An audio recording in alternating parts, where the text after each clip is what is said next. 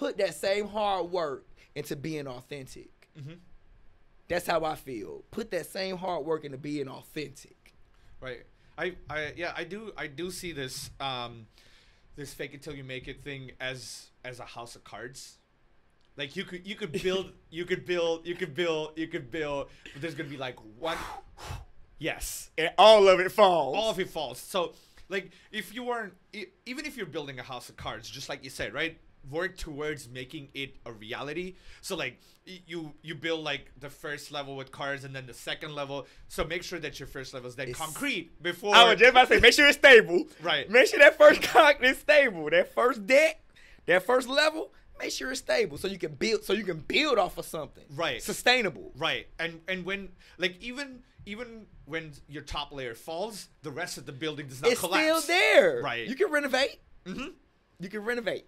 You can renovate. Exactly. This the renovation. Or you can reinvent. Or you can reinvent. You know, you can renovate or reinvent. Right? But if you don't have a stable base, the solid foundation, right? though. So I was reading this scientific study where if you actually talk more about what you're planning to do, right? It releases the same amount of dopamine that it would if you actually did the act. Did the work. Right? So if you actually just keep telling people like, hey, I am such and such. I'm doing this. I'm doing that. Right. It releases the same amount of dopamine. So in your reward center, you already rewarded yourself like, hey, I have already achieved it. And then you go on to your next task where everything you're just building is like, you know, like cards on top of cards and it's a big game of Jenga. You're pulling stuff from the bottom, putting it on the top, and just looking taller without a steady base. Because eventually it all comes crashing down. Jenga, it comes down. It comes down.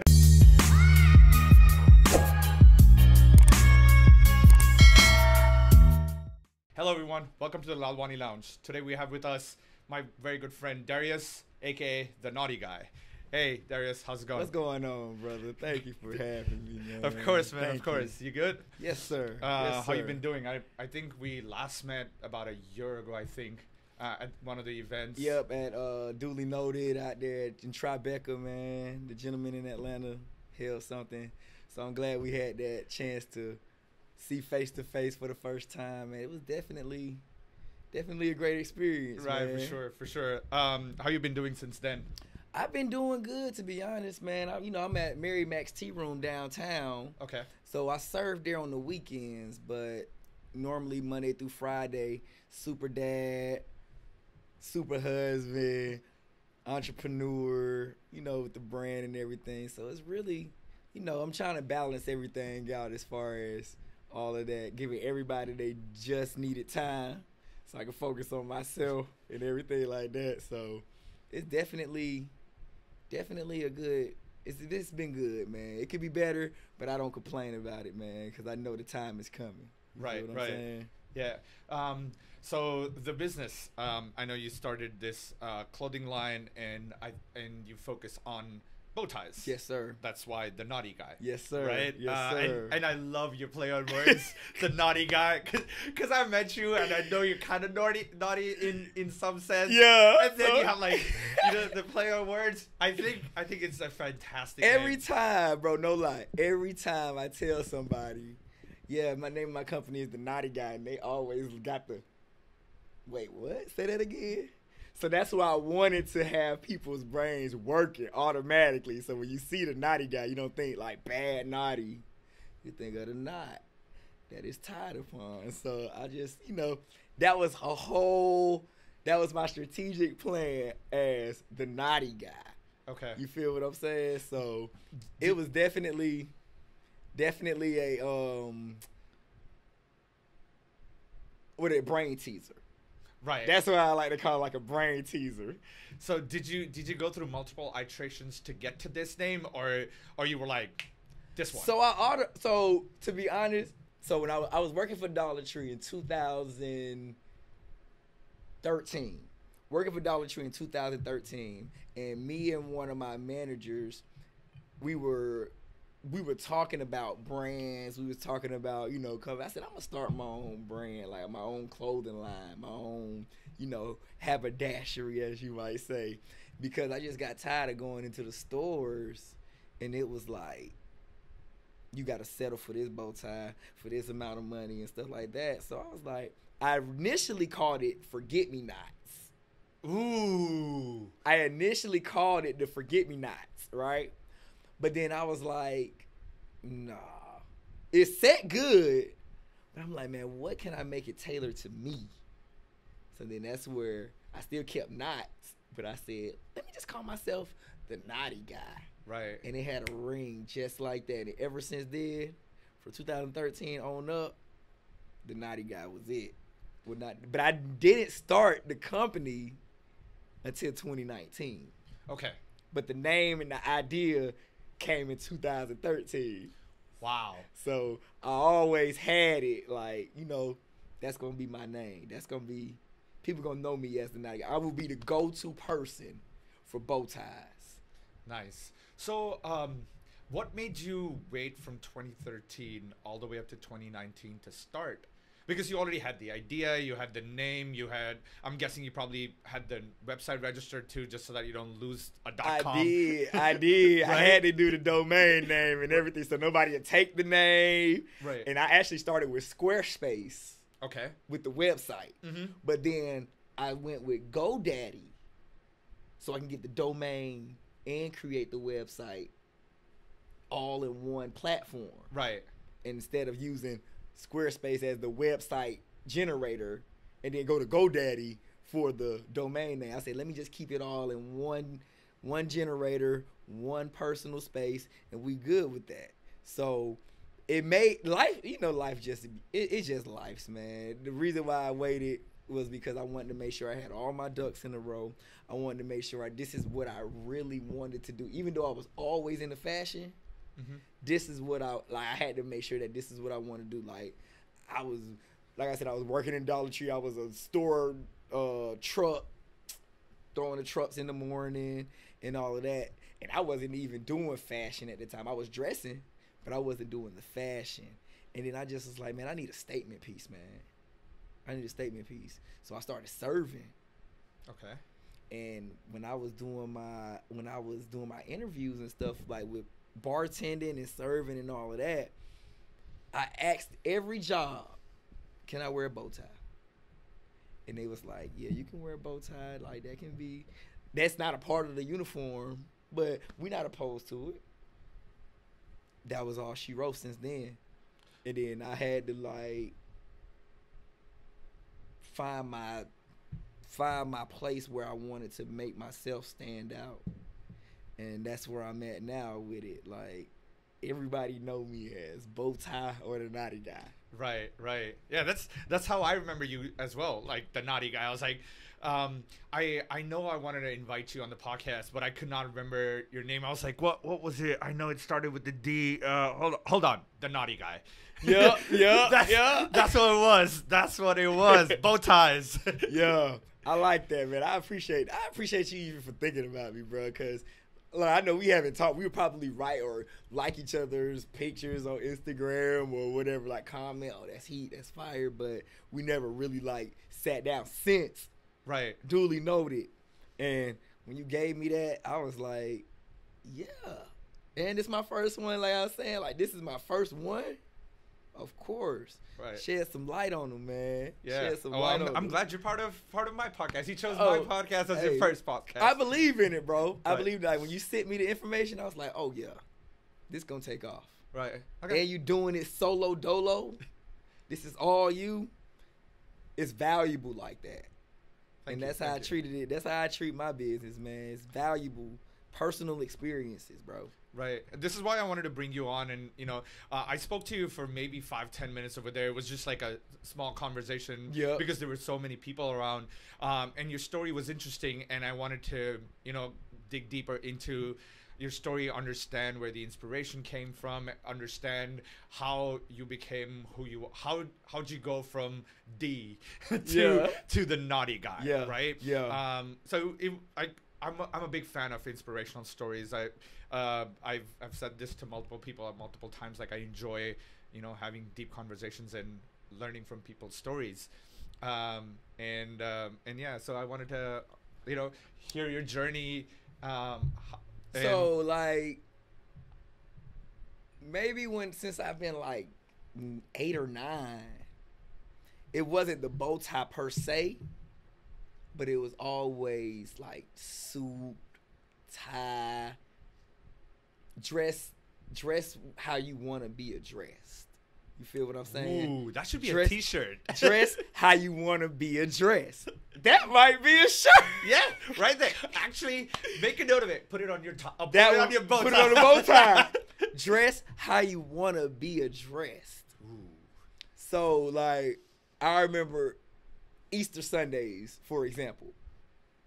Every Easter Sunday, put on your Sunday's best, put on your best, right? And I remember I look at pictures now. My mom got photos in her photo albums and stuff like that of me, 3-piece suit. Steve Harvey was a big inspiration when it comes to like dressing well, dressing for success, right? Because he had his own clothing line. He might still do, but I know he does. Yeah, he does, because he makes his own ties and stuff like that. But he used to have 3-piece suits. I always used to tell my mom, Ma, for Easter or whatever, I need a Steve Harvey 3-piece long jacket suit with Stacey Adams shoes. Wow. That I knew for a fact that that's what I wanted, right? So I started like dressing like that, right? Easter Sundays, going to church, even when we go out places, I just had to be well dressed. I didn't want to be over the top, but I wanted to be well dressed automatically. Right. Because people respond to you differently when you are dressed to the T, or when you look put together, I would say that.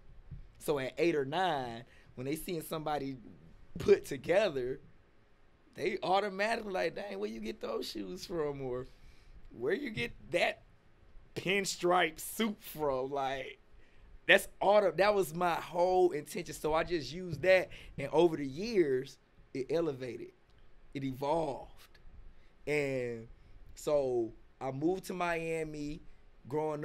Not growing up, but when I got older, I moved to Miami, and this was in 2011, and I saw how they dressed, like the people that corporate and the people that had their own businesses and that were doing their own thing. I saw how they were dressed.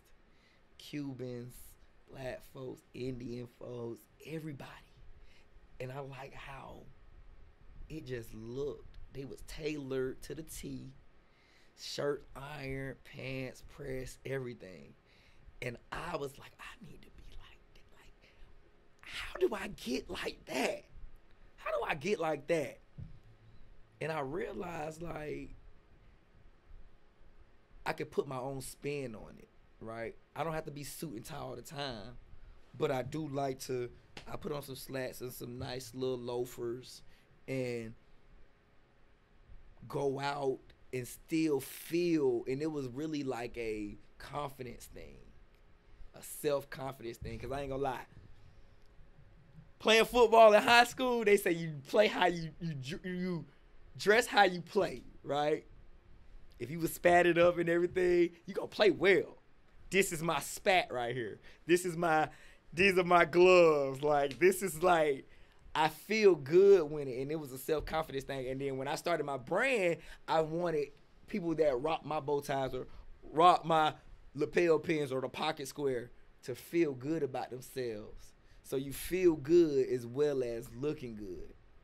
And I know a lot of people, they got low confidence and stuff like that. So the bow tie is where that came about, because it's a conversation starter. You feel what I'm saying? Yes. It's a conversation starter. If you got on a nice bow tie and it's self-tied, people gonna automatically forget the suit. They gonna automatically say, that's a nice bow tie. I get it all the time. And once I started making my own bow ties, I was on to something.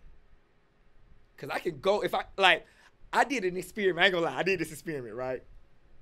I went to the store one day with sweatpants, wife beater, whatever, just regular lounge wear.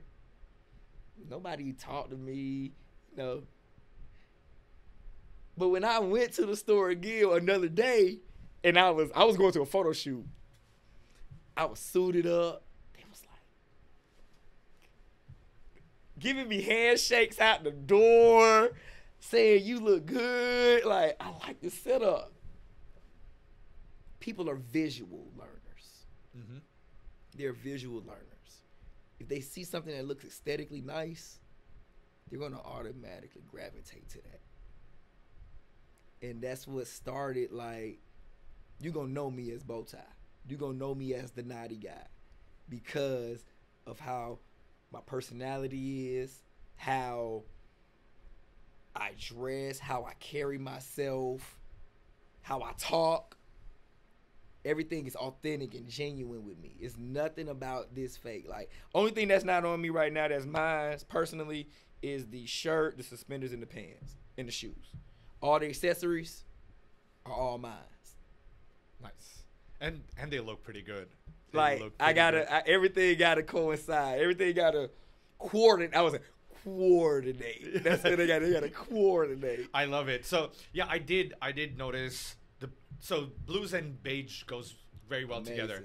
And the way you've tied up everything all the way from your shoes all the way to your accessories, and then you have a pop of peach there.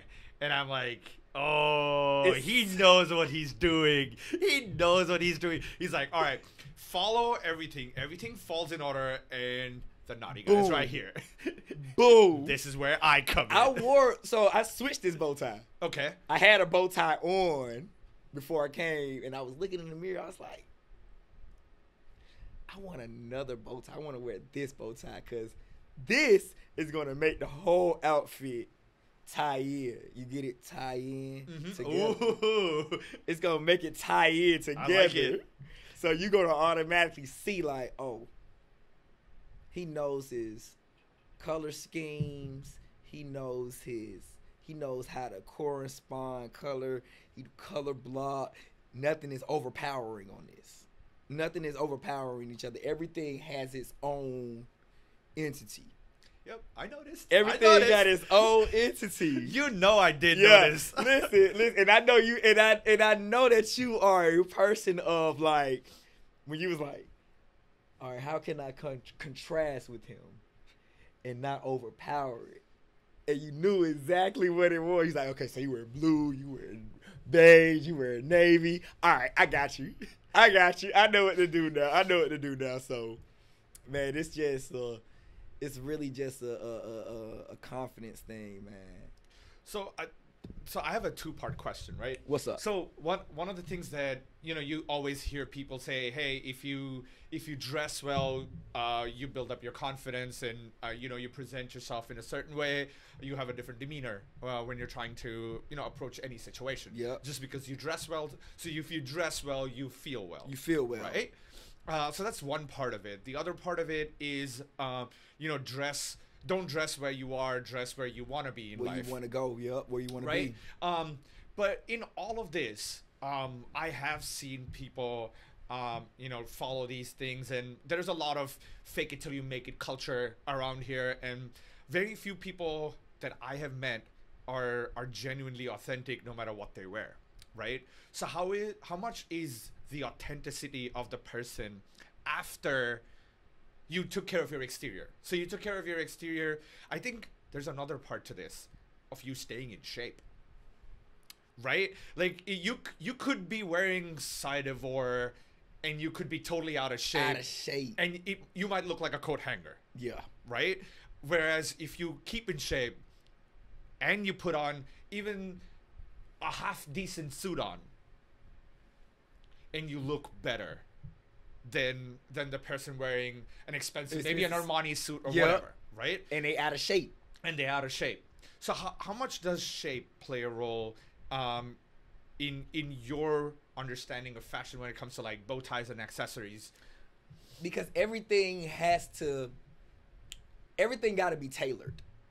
Okay. When I say tailored, when I say everything has to be tailored, I'm not just talking about your suits. I'm talking about your physique. Your physique got to be tailored. And I see you a gym guy. You went to the gym this morning. How many times you been to the gym today? Yep. 2 times? No, one. One time? One time. Look, because I know you a fitness guy. So you want your heart, you want your body to feel as well as you look on the outside. Another you want your body to feel good on the inside, because you gonna feel shitty. You can. Go ahead. You're gonna feel shitty on the inside when you eating those unhealthy foods. You're not working out. You're breathing not good. Like, you're gonna feel shitty. So when you put on this suit, how good do you really feel? Right. When you put on this tailored suit and you ain't been to the gym in years, you ain't healthy, how good do you really feel? Is that putting cologne over must? Because somebody can spray cologne, but you can still, you don't have good hygiene, and that don't coincide with each other. So you want to feel good on the inside, working out, eating healthy, drinking water, because it's 70% of your body, drinking water consistently, cleaning out the toxins. Come on. Get you some water. Get you some water, because it's 70% of your body. Right. And putting on the tailored fit is a plus. It's really a luxury. It's really a luxury. The health of your body and your mind, that's what you're born with. Take advantage of what you have already. Make sure the mind, because the mind and the body really is what you have to start with. Everything else is outside. You just bringing everything in. You just trying to tie it all in together. You're not going to feel as well. I believe, like, if you are healthy, you're going to have so much more energy. You're going to want to look the way that you feel, instead of just, all right, man, let me just go put on this suit. Even though it's tailored, let me put on this suit. You ain't gonna be enthused about it. I'm enthused about that. Right. Yeah. So the way I see it is like, instead of you feeling the way you dress the way you feel. Right. So for me, that's how my style works. Like, you could not feel right, and people end up in lounge clothes, sweatpants, and like a loose T-shirt, and that would be their style statement. You know what I'm saying? Right. Oh, I am a procrastinator. That's what that screams. Right. Like, I did not take any effort to being here. I just threw something together. Right. And I've been on multiple dates like this, right? Like, I show up in a 3-piece because, 3-piece, right? And the other person is in shorts and Converse. And my first impression is, you didn't really take effort, did you?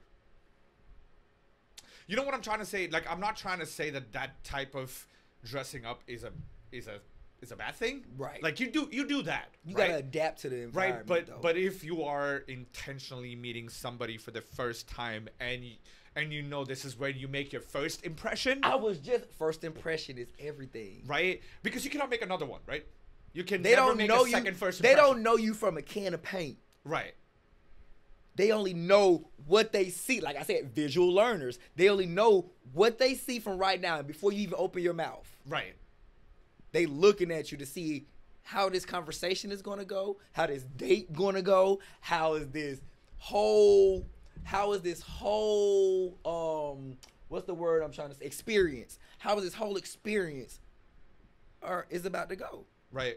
And the reason I took a date example is because that's the time when you're really trying to make a first impression, right? But a lot of the best impression, right? Because you are not presenting anything except yourself. You're there to sell yourself, right? You don't have a product that you're selling. Nope. You don't have anything else that will overpower a conversation. It's just you.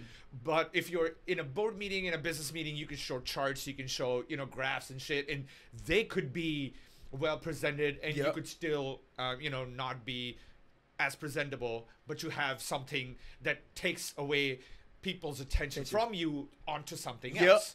Right? And I've also been in so many business meetings where I'm a bystander, right? I'm just a CC on the email, right? I'm not even to or from. Right. I'm just CC. You just looking. You just on the outside, right? And you would see people sit across from each other, not professionally dressed either. And I'm like, and then they will come and complain to me like, hey, how do you make a sale? So in my business, I do a lot of sales as part of it, right? And I have to talk to clients, I have to get contracts, and I sign big clients, and people are like, how do you sign big clients? I'm like, because I treat them with respect, right? Like, if I walk into your room and I'm selling something, and if I don't look put together, you don't trust my product too. You don't trust my words either, right? Anything that comes out of my mouth or anything I show you, you're like, if you cannot take care of yourself, it don't even matter. Doesn't matter. It don't even matter. I don't even want to listen to what you have to sell. That's crazy that you even, bro. I ain't gonna lie. That's crazy that you even use that, right? Because, like I said, I work in the restaurant industry, right? I work in the restaurant industry. I work at Mary Mac's Tea Room downtown.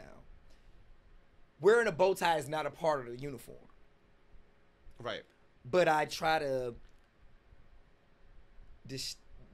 distinguish myself as, like, just separate myself from, I'm not an order taker. When you come and sit with me, you're going to get a full experience. I never look crazy. My shoes might be a little dirty, but I wipe them off before I go to the whatever, because I've been working so heavy. But you would know for a fact, this guy knows what he's talking about. He's confident in what he's talking about, but I feel like the bow tie is like my superpower. That's my super, like Superman got his cape. Batman got his utility belt.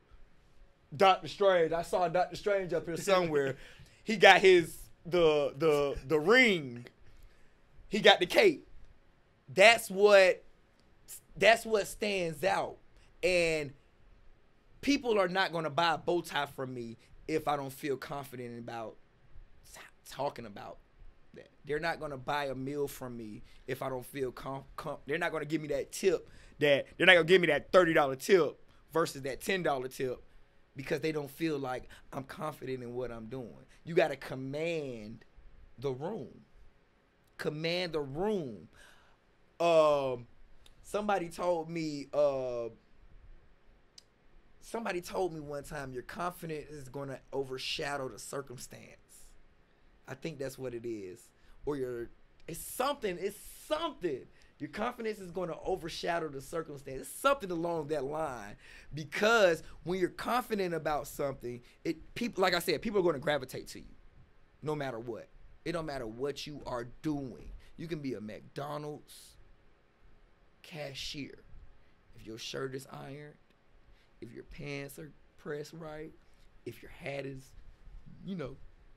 how it is. If you look put together, no matter what industry you in, feel confident about yourself, people will buy whatever you're selling. They will have that conversation. They will be attracted to you. If you're looking for a woman, if you're looking for a man, dressed how you want to be addressed, man. I don't know how much I can express that because it's just so many deals that fall through from just how somebody is approached, how you approaching somebody. You have to put effort in whatever you're doing, man. You gotta put effort in whatever you are doing. So now, maybe this might be a tangent, but it also has to deal with what we were talking about. Like, I'm trying to tie a couple of things together. One of them was confidence is important for sure. The second one was we have to be genuine. everything that we say has to be authentic, right? We need to believe, or we need to feel what we're saying, right? And it should not be fake. And we have this huge fake culture going on around, right? Like, it all started with fake it till you make it, and it was like one of those things where, okay, you know, you fake a little and just get there. Like, when you're trying hard to get there, and sometimes you kind of, you know, people fall short because they're trying too hard to try to make this impression or sell this thing or get this attention from somebody, when you losing the sight of being authentic, and that's what's going to get you what you are striving to do. Right. So then when it comes to this confidence, right? This confidence, I feel, needs to be a genuine confidence of the cards that you have in your back pocket, rather than bluffing. Like, so life is not a poker game, right? You cannot bluff your way through the entire game. You got to play what you do. You might win one hand, you might win two hands, but you cannot consistently. You're not going to win You're not going to win that all the time. Right. At some point, somebody's going to call your bluff. Somebody's going to call you and see exactly what you're talking about. Right. So you better be prepared. If that's the way that you want to do, to fake it till you make it. I want everybody to hear this. If you're going to fake it till you make it, be prepared with what comes with that. Because it only takes one person for you to be successful. Right. Or one deal or whatever. It only takes one. If you're going to fake it till you make it, be prepared. Be prepared for that one person to come along. It might not be today, it might not be tomorrow, it might not be in the next year. But if you keep faking it, and you're not putting no progress in it until you are actually there, somebody's going to call your bluff, and somebody will. They will put you on notice. They're going to put you on notice, and they're going to put everybody else on notice. Oh, no. He's not genuine in what he's talking about. You might not want to do business with him. You might not want to buy a bow tie from him because it's not genuine. You might not want to do that contract with him because it's not genuine. Right. He just want the money. He just want the sale. Right. Don't fake it till you make it, man. Don't fake it till you make it. Be yourself. One of my slogan is be you, be Knotty. And I want you to be you in everything that you do. You have to be you. It's not the product that sells, it's the story and the person that sells. That's how somebody's going to that's how somebody is going to actually do business with you, because it's you. Of course, you're selling the product, but they're not going to buy that product if the person is not genuine, y'all not authentic. You got to be authentic. Authenticity will sell. What they say, hard work pays off more than your talent. Mm-hmm. Put that same hard work into being authentic. Mm-hmm. That's how I feel. Put that same hard work into being authentic. Right. I do see this this fake it till you make it thing as a house of cards. Like you could build, but there's gonna be like one. Yes, and all of it falls. All of it falls. So like even if you're building a house of cards, just like you said, right? Work towards making it a reality. So like you build like the first level with cards and then the second level. So make sure that your first level is then concrete before. I was just about to say, make sure it's stable. Right. Make sure that first concrete is stable. That first deck, that first level, make sure it's stable so you can build off of something. Right. Sustainable. Right. And when like even when your top layer falls, the rest of the building does not collapse. It's still there. Right. You can renovate. Mm-hmm. You can renovate. Exactly. It's the renovation. Or you can reinvent. You know, you can renovate or reinvent. Right? But if you don't have a stable base. The solid foundation, right? So I was reading this scientific study where if you actually talk more about what you're planning to do, right? It releases the same amount of dopamine that it would if you actually did the act. Did the work. Right? So if you actually just keep telling people like, hey, I am such and such. I'm doing this. I'm doing that. Right. It releases the same amount of dopamine. So in your reward center, you already rewarded yourself like, hey, I've already achieved it. And then you go on to your next task where everything you're just building is like, like cards on top of cards and it's a big game of Jenga. You're pulling stuff from the bottom, putting it on the top, and just looking taller without a steady base. Because eventually it all comes crashing down. Jenga, it comes down. It comes down. That is definitely, I like that point that you just made. I definitely like that point you just made, man. It's like, that sustainability, man. You have to play that card, play that hand that is dealt to you. Everybody's not going to have the upper hand all the time. You're not going to have that upper hand. Exactly. In that study, say the study again. What was the study again? That the amount of dopamine released when you're talking about it, right? Instead of doing it. Yeah. That's why. See, and I like you when you just said that, because I used to do vision board parties every year. Okay. Get another year. I didn't do it for the past. I think I didn't do it. This is my first time this past year that I didn't do it, because I wanted to put that work in instead of just talking about it. I want to visualize it. I got stuff that I see every day, visually, that keeps me motivated. But I didn't want to do a vision board party because I was like, hell no, I want to put the work in. I want to just do it. Get the job done. That's what I want to do. Get the job done instead of, all right, I'm going to do this, I'm going to do that, I'm going to do this, I'm going to do that. The more time that I'm talking about I'm going to do this, that's the time that's taken away from me actually doing the stuff. I said I wanted to make such and such amount of bow ties. Nope, I ain't do that vision board party. Let me just make them bow ties. I brought in the new year making bow ties and reading books. I ain't do no vision board party. Me and my wife. My wife can tell you. We sat in that bed. I made bow ties for the first half of the day. And when we brought the new year in, we took a shot. We was reading the compound effect. Nice. We was reading the compound effect. Compound effect. I want everybody to read that book, The Compound Effect. I forgot what his name was. I should have brought that book. I didn't even know I was going to be talking about that, but something told me to bring up The Compound Effect, because the moral of it is doing those things that will,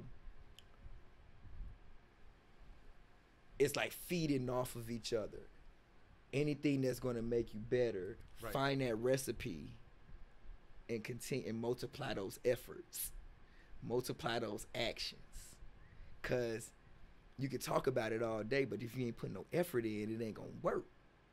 It ain't gonna work. That's just somebody talking out the side of their neck. And then all right, let me see what you got.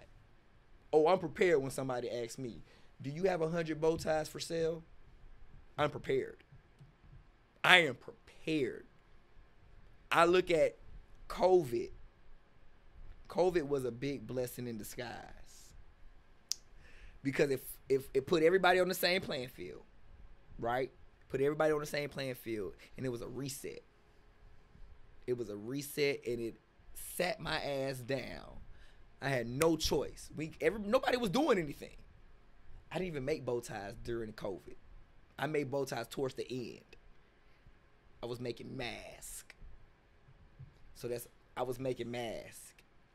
Because that's what everybody were purchasing. Oh, I want a mask. People still want to look stylish. Okay, I can make you some stylish bow tie. Some stylish masks. Unless you capitalized on the situation. I had to. I love it. I adjusted and I capitalized. I was like, dang, nobody gonna be buying no bow ties right now because ain't nobody going nowhere. Everything is closed. Everything is shut down. How can I still bring money into my household, still bring money into my business, and tailor to everybody? All right. I went online, went on YouTube University, went on YouTube. How do I make a mask? Printed out the pattern. It was downhill. I was doing masks for when they opened up, when they started slowly opening up stuff. I was making masks for weddings. I was making masks for people that just wanted stuff, like just wanted a mask and wanted to be different. I was making masks for them. I did pretty, like, a lot of people, and when we look back 10 years, 20 years later, they're going to be like, COVID was the worst time. No, it wasn't. It gave me time to go be with my family, reconnect with my family because I be working so much, reconnect with my family, reconnect with myself, reconnect with my wife and my business. I'm winning right now. Even though that, you know, COVID was a trial time, RIP to everybody who lost somebody. My condolences go out, but it was a gift and a curse, man. It was a gift and a curse. And it just made me just look deep into myself and realize, like, okay, this is what I really actually want to damn do. This is what I want to do, and this is what I need to do. This is what I need to do. Right. I'm happy that you mentioned COVID as good and bad, right? So it had its adversities for sure, right? And nobody's taking anything away from that. But I also had a couple of guests here, some of my closest friends, right, that either started their business or thrived in their business during COVID. So, you know, you have this business idea where you do a little bit, then you see where the feedback is, and then you take a pivot, right? And then you learn and you pivot. You learn, you pivot, right? All day. It's never going to be something that you planned off, right? It's never going to go this way. Right. It's never going to go in a straight line. Exactly. So it's never a linear path, right? And I was talking to somebody about this as well. That's how I did with my business and my personal life too. So I did a lot of personal growth during COVID. A lot of self-reflection, a lot of time spent with family, just like you did. Mm-hmm. I finally forgave my father. That was also another big achievement, right? There was a lot of baggage. Major, bro. Right. There was a lot of baggage. I mean, I shouldn't have phrased it as forgave my father, but there were a lot of things that we worked out, right? I understood his side, he understood my side, and we found a way to move forward and dropped so much weight off my chest. Yeah. Oh my God. Yeah. Right? Yeah. So I think that was one of the biggest pivots in my personal growth where I could now see things differently. Yeah. Right? It was not like, hey, I should look at somebody because something like this has already happened to me in the past about 30 years ago. Right? Yeah. We're not the same people anymore. The society is not the same. That grudge, I can tell it held you back. Yes. The grudge held you back. So that was a big thing that happened. Another good thing during this COVID time, as you were mentioning, you know, like a lot of businesses were at a level field, right? We was all on the level playing field. We was on level playing field with McDonald's. Right. The bigger companies kind of had a better chance to move forward, but even they were hit with the same percentage of revenue loss as smaller companies. As a smaller company was. Right?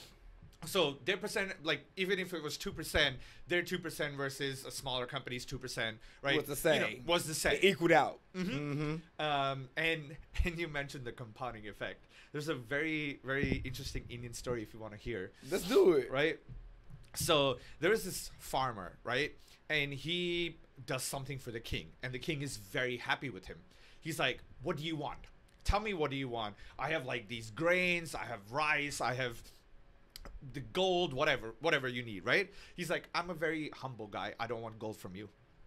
I just need rice because that's how I want to feed my family. Yeah. He's like, all right, how much rice do you want? I have this entire section full of, bags and bags of rice. Take them. He's like, no, I don't need so much. Instead, what I would like you to do is let's open a chessboard. On the first square, you put 1 bag of rice.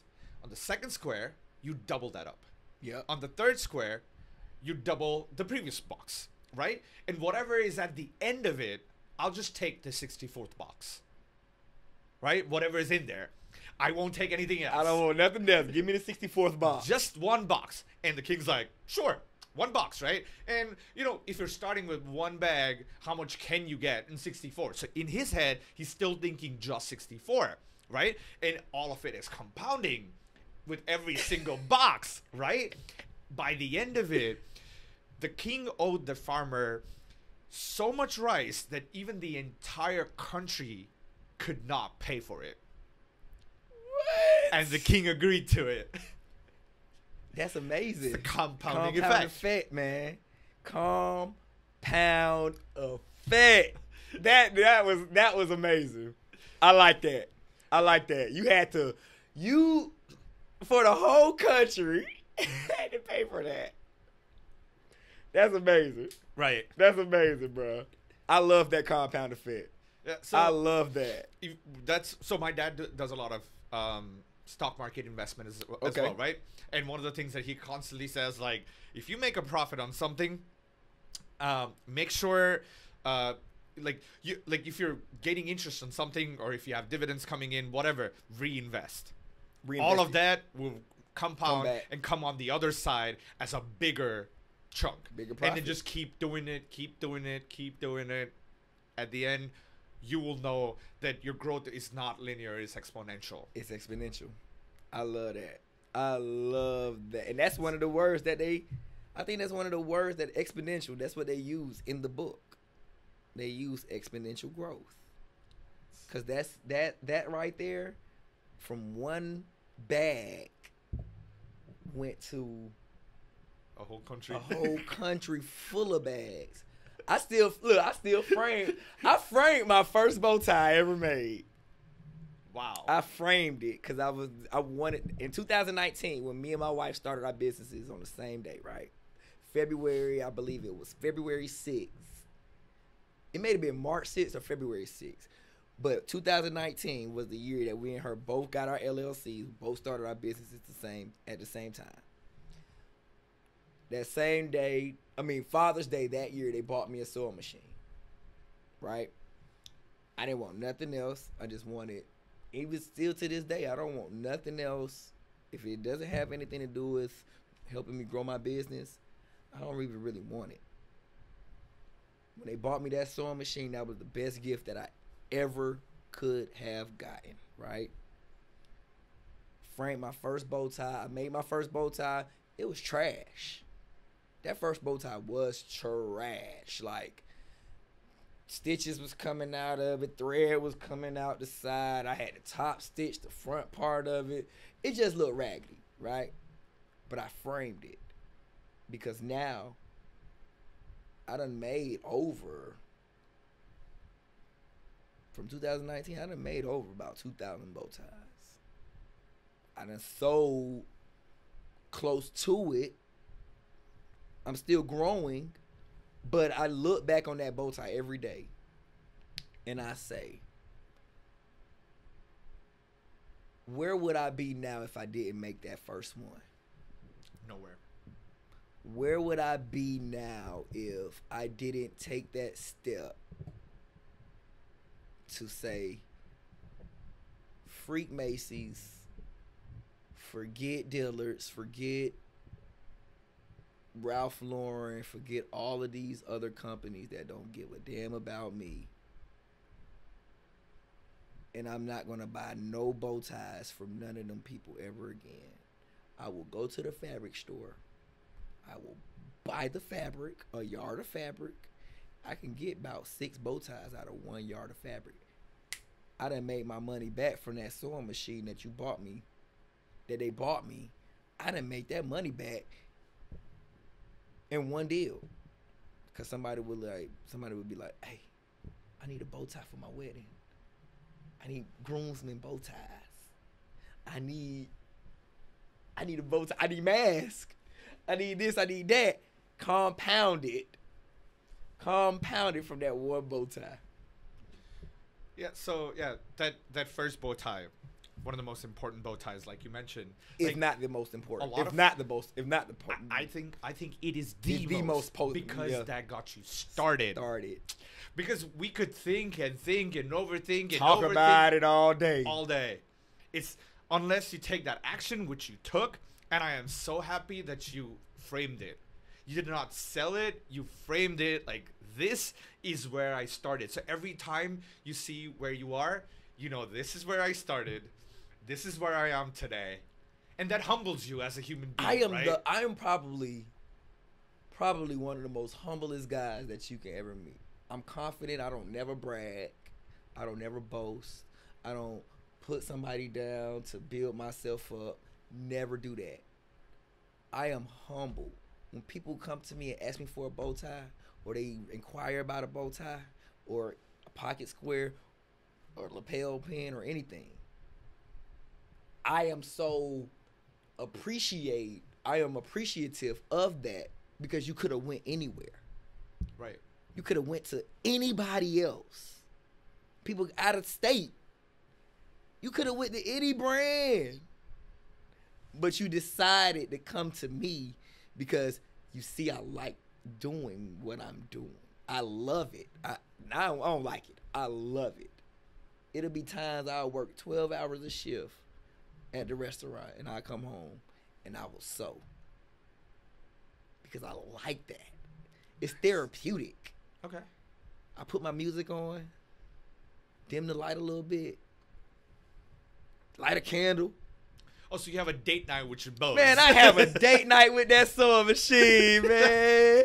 Let me set the mood right here. I get me some whiskey, and I'll be sipping, making them bow ties, man. Does your wife know about this? She does. She encourages me.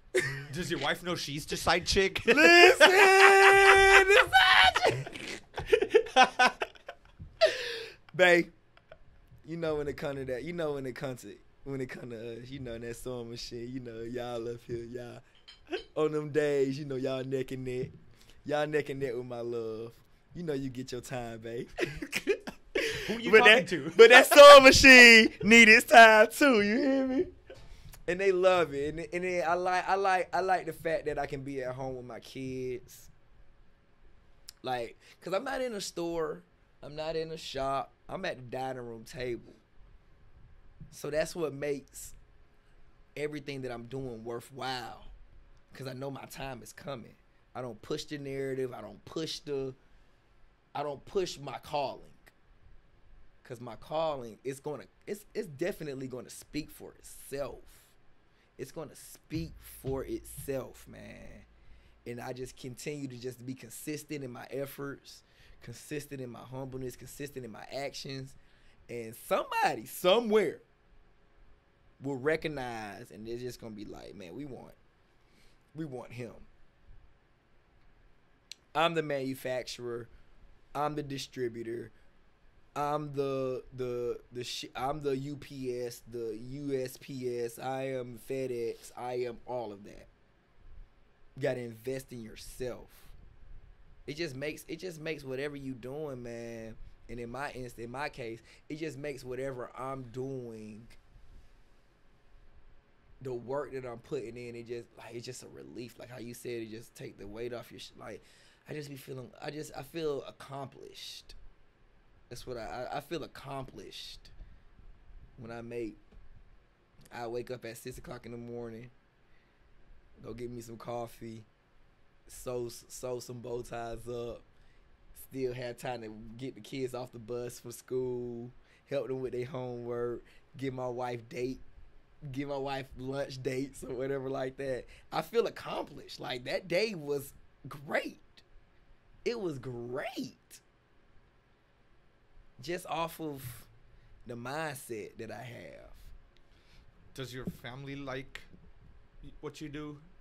In terms of like I understand, you know, your family likes that you look good, and you dress well, and that you know, when they're out with you, everybody's like complimenting you or whatever, right? But how do they feel about you spending long hours, even at home, when it comes to your work and you know, your liking for bow ties? Have your kids picked up on your liking? So the thing is, that's funny you said that. So right now, I ain't gonna lie, right now as we speak, they know the reason why I have to work at the restaurant. I only work at the restaurant 2 days a week. because I wanted to do that because I wanted to focus more on my brand. I didn't want the place that I work to overpower my brand, right? And they still, to this day, don't even want me working 12 hours those 2 days. I work Saturday and Sunday at my restaurant. They hate it. They hate it.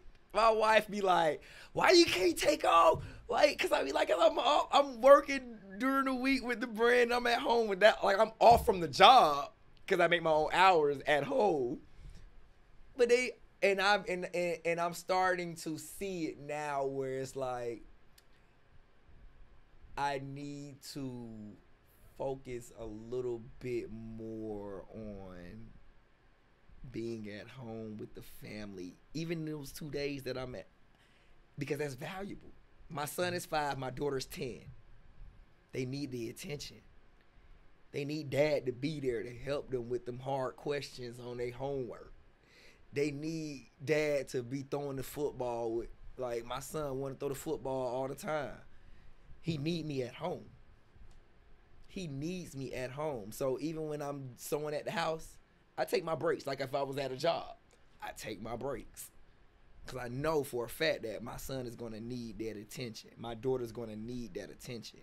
And I make it my priority. See, that's the thing. I want people to understand when you have your own business, right? Yes, you're working for yourself.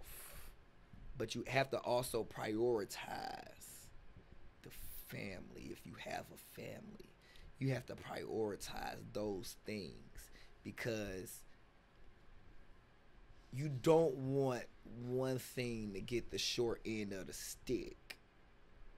Because I feel like, to me, my business is just as valuable as my family, and vice versa. My family is just as valuable as my business. Because like, this is how we eat, this is how we live. But the attention, and when you was talking about your dad, I wanted to say this too. My dad's passed away. I'm sorry to hear that. It's fine, man. I appreciate that. So he passed away when I was living in Miami, when I was telling you earlier. I got the phone call from my mom. My dad is from Belize. He had got murdered in Belize, right? It definitely hurt me to the core, right? With all that being said, me and him didn't have the best relationship growing up. Like, he wasn't that guy. That he wasn't there as far as taking me to football practice, taking me to basketball practice, taking me, track meets and stuff like that. He wasn't that guy to sit there in the stands and be cheering me on and stuff. That was my mom, right? I vowed to not be, like that. You feel what I'm saying? Like, I don't care what the hell is going on. I'm going to be at football practice. If I got to pause these bow ties, I'm going to pause these bow ties to be at that gymnastics practice that my daughter need to go to. Basketball practice that my son need to go to. I'm going to be there. Because I want them to know that just because I'm running a business, it's not more important than you. It can't be. You gotta, and they love me for that. They love me. They call me, that's why I say they call me Super Dad, because I'm always thinking about them. Every day when I wake up, I say my prayers, I do what I need to do, but I'm always thinking about what can I do to make what can I do to make this household run smoothly? Nice. What can I do? Right. And I think most people don't really realize this. One of the, this was also the reason I started my businesses, right? Right. I have 3 at this point. And I started the first one because there were multiple things that led to that decision. But the intention behind it was not, let's start printing money. Right. It was more like, okay, I need to find a way where I make the same amount of money or even more without having to invest more time. Like, I want to buy back my time. Buy back it. Right? I want to buy back my time so that I can give time to my family, my friends, my hobbies, my travels, everything that makes me happy. Feel good. Right? And makes my life meaningful. Right? And that's one of the reasons why me and my parents right now are so tight. It's not even funny, right? We've never been this tight, but I talk to them every single day, right? I give them time every single day. It used to be like, oh, you go out, play with your friends when I was a kid, or, you're constantly working, or you're busy with, your girlfriend or whatever, or absolutely anything. You're putting in 16-hour days, but at the end of all of it today, I'm on not anybody's time or dime, right? I make my own hours. I don't have to ask anybody for paid time off. No PTOs. I never have to ask for PTOs, right? It's a big load off your head, right? And then I get my money to work for me. Yep. Rather than me working for money, I get my money to work for my money, right? Which gives me time, just like, you were doing that for your family, which is important, right? Like, a lot of people don't realize that you achieve financial freedom not for more money, but to make your life more meaningful. Yeah, more meaningful. Right? More meaningful. To have a wholesome life. Yeah. Right? And I'm pretty sure, like you said, your kids are happy. That makes you happy too. They're happy. Yeah, when they happy, that's all that matters to me. Right.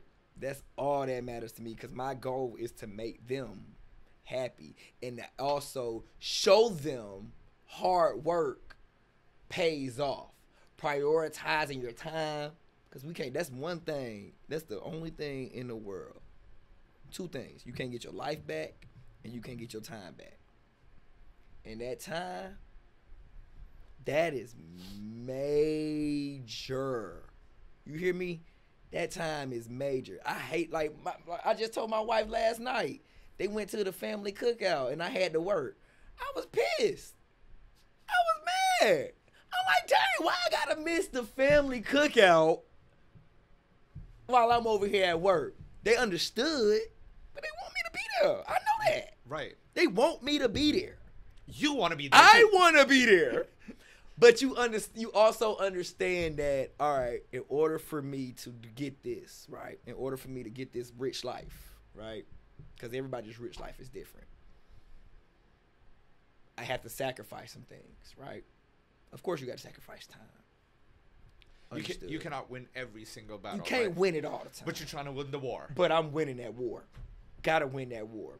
Little by little. I don't care if it's an arrow I got to throw, somebody going to get it. Right. You hear what I'm saying? Somebody gonna get it. And it is so important to understand the bigger picture. A lot of people don't do that, right? A lot of people get disappointed with smaller losses. Embrace them. Right? And they are all learnings, right? Yep. You learn, you grow. I had this friend who would always say, you never lose in life. You either win or you learn. Or you learning. Right? So taking an L is not taking a loss. It's taking some learnings. Yeah. Right? So that you can finally take the W. That's amazing right there. Right? I always look at that. I look at that definitely. So it's the attitude that's also important towards like how you look at life, how you look at your family, how you look at yourself. Right? We said it at the same time. I know. How you look at yourself, man. Right. Which kind of ties into the fashion argument. Is how you see yourself also defines how your fashion is. I just made a full circle. Hey. You tied it all in together, cause you look at yourself, right? I think me and my wife talk about this all the time. We are our own worst critics, right? So what somebody might see on the outside that look, oh my God, that's amazing. We like, man, this shit that could have been done way better. Like y'all don't even see the inside. Y'all only see how it look on the outside. No. We are our own worst critics, but embracing the losses is, I think that's what gets me. Cause my wife would tell you right now, she'll be like, I'm like that optimistic guy, right? When shit don't look right, when money is low, I never look at it like, oh my God, what are we gonna do? We gotta go get it. Let's go get that. My mindset is on the bigger picture. We're not going to be down forever, bro. We're not going to be down forever. If we stay consistent, we stay intentional about what we're trying to do and what we're trying to build, as far as our businesses, our family, whatever like that, and prioritizing that, we're going to come out on the better end. I promise you. I don't never look at these losses. Every day ain't going to be like it is outside right now. You're going to have them rainy days. They coming. Right. They're coming. It might be for a week. It might be a big storm, whatever. Embrace them losses. Embrace those losses. Somebody might not tip me at my table when I serve them, right? My service wasn't bad. I just look at it like they just didn't have the finances, or, they just didn't have it at that moment. Okay. But I'm still going to make that impact. And that's another thing, too. The impact over income for me. Because you're going to get that. You're going to get that person, right, that buys something from you, that does business with you, whatever. You're going to get that person. Now, the thing is to get them coming back to you, or is it a one-hit wonder? To determine that, it's the impact. Were you looking at the impact that you left on this person, or are you looking just to get the check? You feel what I'm saying? Mm-hmm. I look at the impact, because that person is going to tell you how that made them feel, how you did business with them. It made them feel great, and it's going to continue to compound. Right. It's going to continue to compound. Like, it's amazing. It's the same thing that happened to me during COVID as well. I had already started my business in 2017, 2018, around that time. And then 2020, my parents were here. My dad was celebrating his 60th birthday. His birthday's in March. So they landed here March 3rd, 4th. And I was like, March 19th is his birthday. I was like, come here, celebrate your 60th with me. I will take you to places. We're going to do X, Y, Z, right? In March 7th or 8th, it was lockdown. So they got here and they got stuck here for 6 months. Right? So it was actually a blessing in disguise, because, we hashed a lot of things out. Yeah. But at the same time, I learned something about myself. I learned the fact that, for me, rich is more of a mentality than the actual dollar amount, right? What is it? What's they call it? Monetary. What is it? Monetary. Right. So it's not the dollar in my bank account. Excuse me. It has to do more with my mentality, right? And I was sitting and we were just talking about some stuff, and I would see every single day my contract getting canceled. So I had like multiple contracts going back then. I was billing multiple hours a week. I was enjoying, right? And I could see that drop, because everybody was laying off people. Of course. Companies did not have money, right? And the thing with me is, I am somebody that does not ever over leverage, right? And a lot of companies went under because they over leveraged, right? That's the same thing that happened with the SVG bank. They over leveraged a lot. A lot of it happened, right? And that is something that, I guess it comes from cultural teachings, right? They never over leverage, right? So I told my parents, don't worry about it. We got this. And I come from a very, very poor family, right? So when there was money coming in, my parents were like, we got to save this. Yeah. Because we never want to go back to where we came from, right? And of course, I enjoy my toys. I love my toys.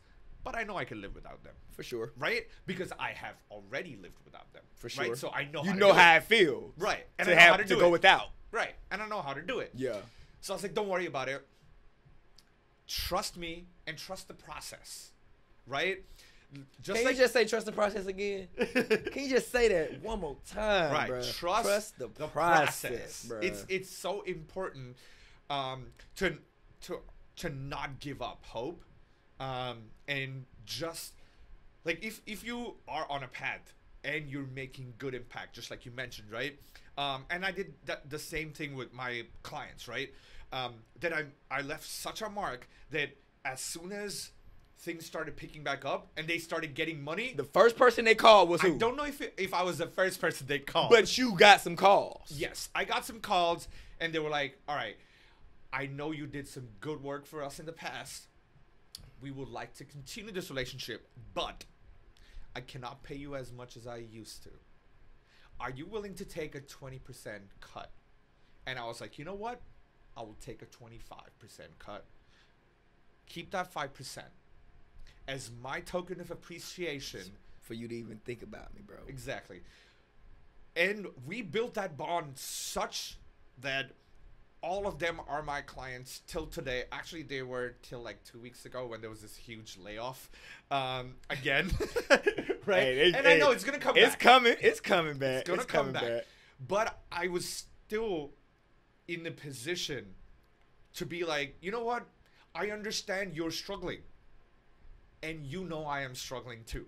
Right? And I know 20% is something that you are doing just because you know that I was so good, like I made a good impact, that you were like, all right, let me just, this is the max I could do. Right? And I understood their position, and I said, you know what, take 5% extra, because I want you to have some breathing room too. Right. Because you have a family to feed. You have a company to run. You have so many mouths that depend on your company. Because my company was smaller in terms of their company, right? And I'm not going to name the company, but their size was 100 times more than the size of my company, right? So it's way more mouths to feed. Yeah, for sure. Right? And if so many people depend on you, then of course I'm going to cut you some slack, right? Because, you know, it's not just about the CEO. Yeah. It's about that bottom it's line. About everybody. It's like everybody. It's about everybody. Right? It's like if you look at a tree, it's the leaves that make the food. Yeah. Right? It's the leaves that are green that turn. It gives the oxygen off. Right. It's not just that root. Exactly. Right? You get some nutrition from the soil. Yeah. But for the whole tree, the food comes from, you know, the leaf. Using photosynthesis. Yep. You know, all turning of that. sunlight into food. Yep. For the tree. So everybody, like even the smallest part, plays a huge role to make that tree a tree. Yep. Right. And it was one of those things. I also made insurance free in my company. I turned my salary to $1. Like I did one of those, you know, Steve Jobs moves. Bro, listen. I had to. Sometimes, bro, like you said, you gotta pivot. You gotta adjust in that brand. My bow ties go for like 35 to 45. Well, 30. I would say $35 to $50 depending on what the fabric is, right? Okay. But sometimes I'm doing sales. I'm gifting. You know, giving them away because I want you to like you said, this is a hard financial time for everybody, to be honest. Prices is going up. But everybody's wages and stuff is not. Right. It's the same, if not less. Like, it's getting hard in Atlanta. And I'm born and raised here in Atlanta. I knew what it was, and I know how it is now. So sometimes I might have to do a 50% sale to sell these bow ties, because everybody don't have 35 extra dollars to spend on a piece of clothing. But on the flip side, we make a way. We gonna find a way to get that money. We're gonna find a way to purchase them new shoes. We're gonna find a way to look good, because we want to be accepted. People want to be accepted. They look good. We like attention. I don't care what somebody damn tell you. It make you feel good if somebody tell you, "Oh my God, that's a nice suit you got on." Where did you get it from? It makes you feel good. Oh my God, you are in shape. What do you do? What is your regimen? What is your workout plan? Oh my God, how do you serve tables like that? How do you make that much money serving tables? People will notice you, bro. People will want to do business with you if you leave that good impact on somebody, man. If you leave that impact on somebody, I promise, them finances, that income is going to come. It's going, and the faith, not straying away when the times get rough.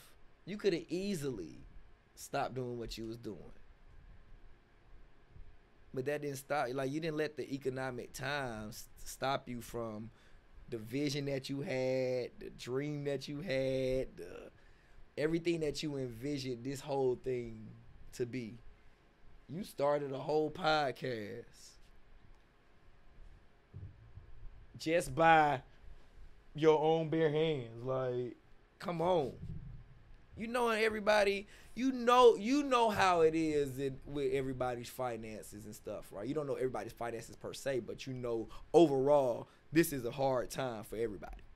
For sure. But that trust in the process, like we were just saying, man, that right there, trust that process. There's a old Bollywood movie, I think it was in the 2000s. It was called Three Idiots. It's about a story of these. It follows the story of three kids that go through engineering school, right? Mm-hmm. And one of them is very focused on getting the right amount of marks and scoring A's or whatever, because according to that person, if they score well in their exams and get a good GPA, they're gonna end up with a good job. And because their family background was not that good in terms of money, that's gonna help him mitigate some of the financial problems that they have, right? And then there's this other guy who is basically the protagonist of the movie, and according to the story plot, it's a big reveal at the end, but based on how his information was presented, he comes from a very rich family, right? So they don't really trust his understanding of what the rich mentality is, right? So and a lot of this is also disclosed in this book called Rich Dad Poor Dad. Robert Kiyosaki. Right. Come on, man. Yeah, so he also has this mentality of rich versus poor, right? Excuse me. But what that movie conveys is focus on excellence and not on success. If you focus on excellence, success will follow. Right? It's that impact that you were talking about, that excellence you were talking about. Yep.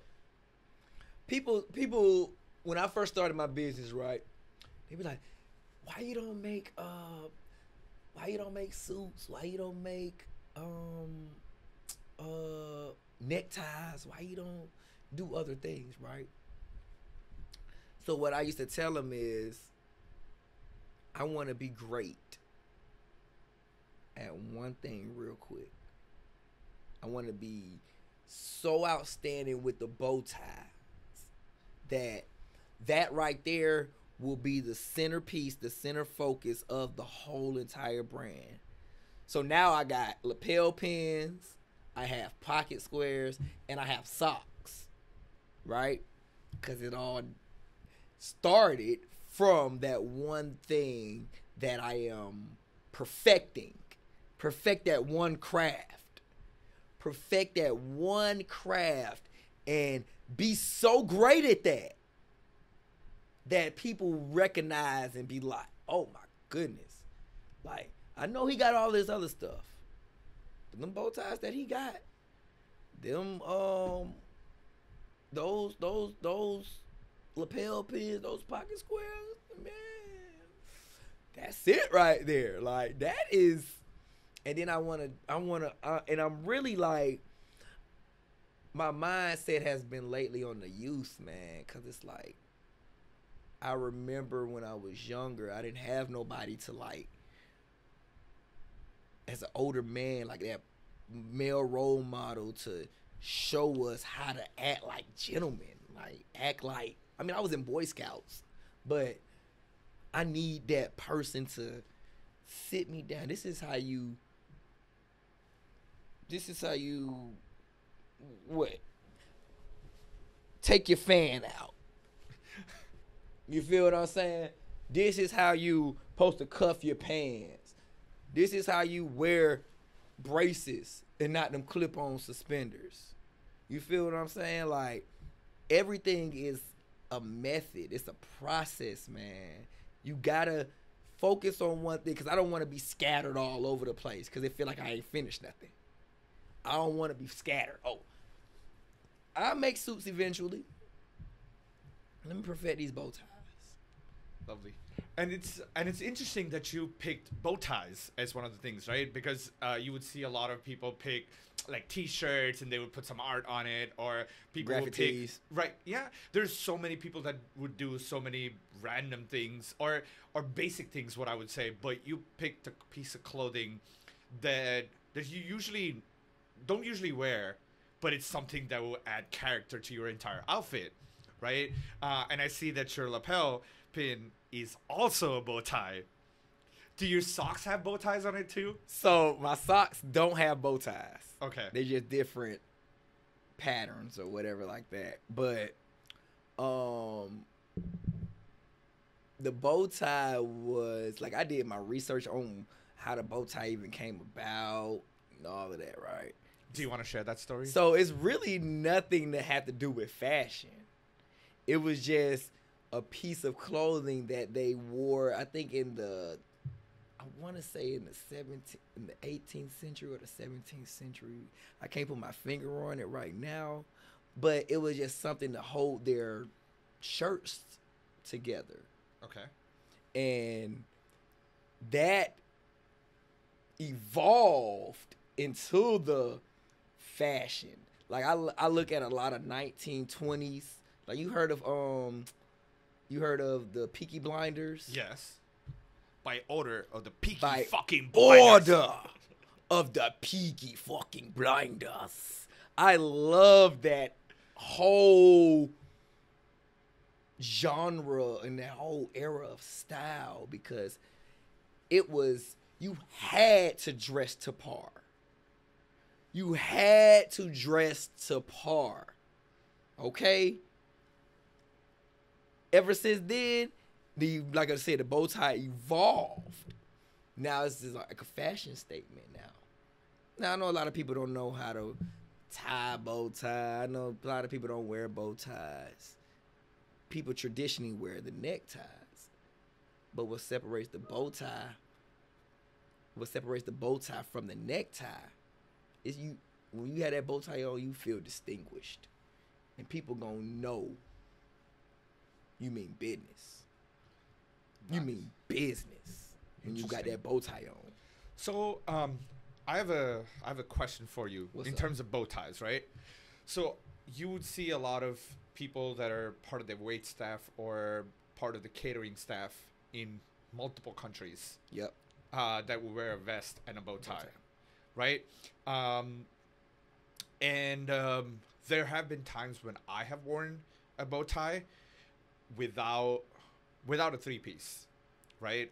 Some just like a blazer, maybe chinos under it, yep. right? Make it a little more casual, right? Yep. So like mixing and matching and just letting some colors play with each other, and just based on the vibe, right? It was a Sunday afternoon brunch, so I didn't want to wear like slacks, yeah, right, and socks and dress shoes. For sure. Right. I wanted some loafers and I wanted to kind of make it a little chill and right? more casual. Right. I didn't want to be intimidating. Yep. Right. So, like, I had a bow tie on, and a beige blazer. Right. It's such a summery color. Right. It definitely is. And I could sense, or actually, one of them actually mentioned this too. He's like, "Oh, why you dressed like a waiter?" And I'm like, just because you said that, you and I cannot be friends anymore. Bruh, I'm not gonna lie, bruh. And excuse my language. I fucking hate when people put that shit in a box. You dress like you going to church. You dress like you. Why you overdressed? Why you underdressed? If I got $1 for every time somebody asked me, "Are you coming from a wedding?" You'd be the richest man on the planet. Of course. If I had $1 for every person that said you dress like you going to damn church, we would be in Turks and Caicos right now, having a pina colada on the beach. Cause we would be rich, bro. We would be rich. That's a closed-minded way of looking at it. because, and that's why I say you got to be you, right? Because I don't always wear a bow tie with a 3-piece suit. I don't always dress with a bow tie like this. I make it casual. I make it where you can wear a bow tie if you going to church, if you going to a brunch, if you going to a nice dinner, or if you going out for drinks. I make it where it's acceptable and it's fashionable for you to do so. You don't have to be boxed in to, oh, you only got to wear a bow tie with a 3-piece suit. No, sir. Because I throw on some jeans with a vest and a bow tie and some tennis shoes, and it's going to go. Interesting. It's going to go. So because I don't want you to feel like you overdressed at every occasion.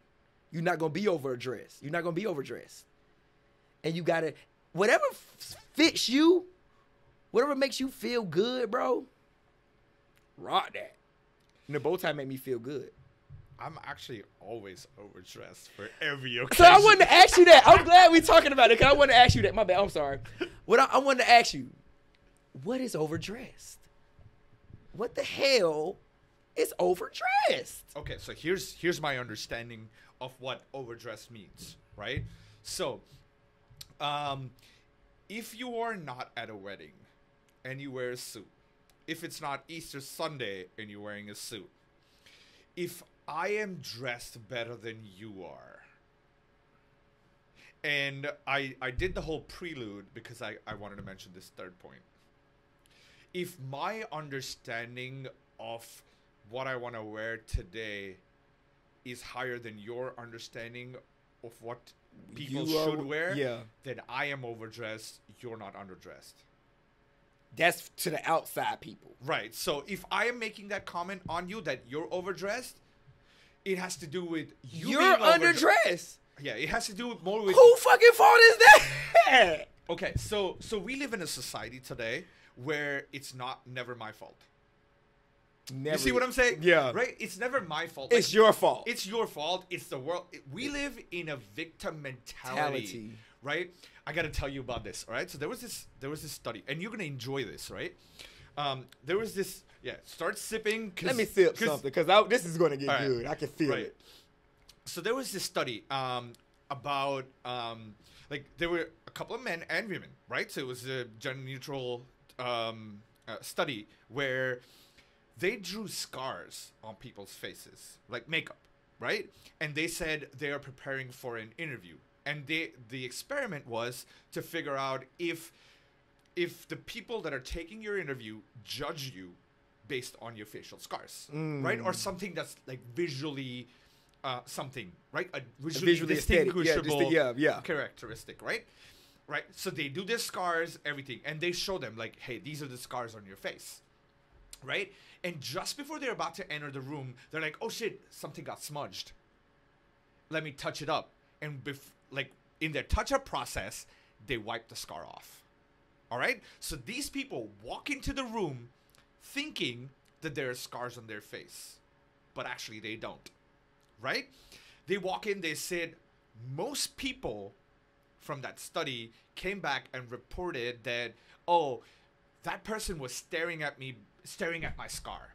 Or that person was being derogatory because I have a scar. Like, people literally built up stories in their head to they did not win the interview because of the other person judging them for a distinguishable scar. Bro.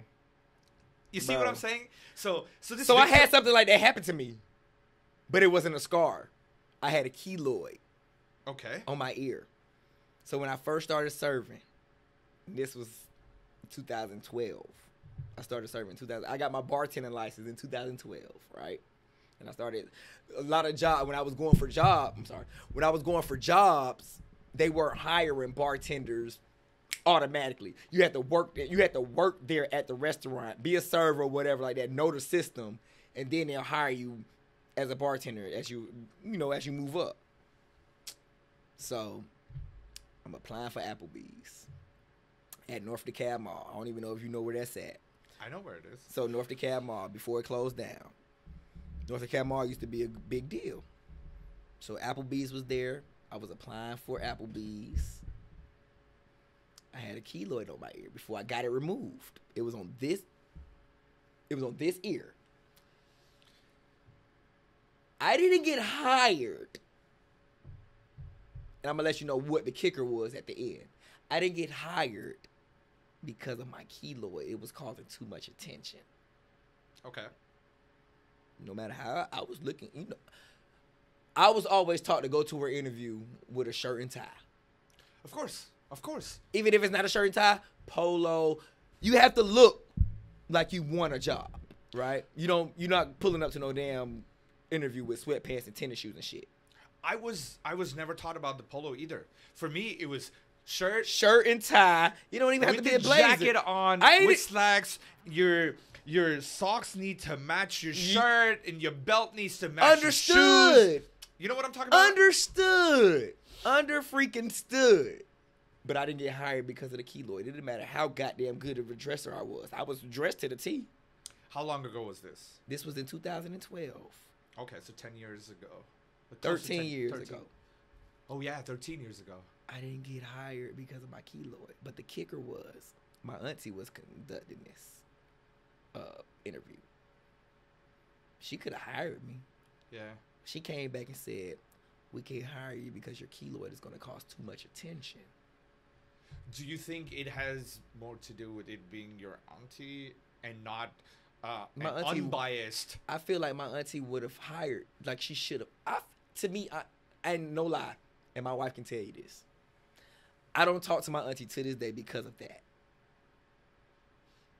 Interesting. Because I feel like that shit that don't make me who I am. That shit define the type of work ethic that I display. So now you eating your words because now I'm thriving heavily in that industry. I could have been at your restaurant. That shit is closed down now. That restaurant is closed down. That mall is closed down. But I feel like I could have been of value to the restaurant because of my work ethic and because of my personality. Because to serve and bartend, you have to have great work ethic and great personality because that's what gets your tips. That's what brings people back to your restaurant. You didn't hire me because of my keloid, similar to the scars. But here's my question on that. One, did it stop you? Nope. Right? Not at all. It actually made me go freaking harder. So here's the thing. That you did not let something that was held against you stop you. Right? You trusted the process. Maybe that thing was important in your life to come out of your auntie's shadow or from your family's shadow and make something out of yourself. Myself. Right? So that could be one part of the process, right? But you also did not have the victim mentality. Like, oh my God, what am I going to do about my life? Now it hurt. It hurt me because it was like my auntie came and told me this when she could have been a little biased. I said, I'm going to hire my nephew because, nepotism. Yeah, like, this my nephew. I'm going to get him in the job. I want my nephew to have a damn job. But you come back and tell me that you can hire me.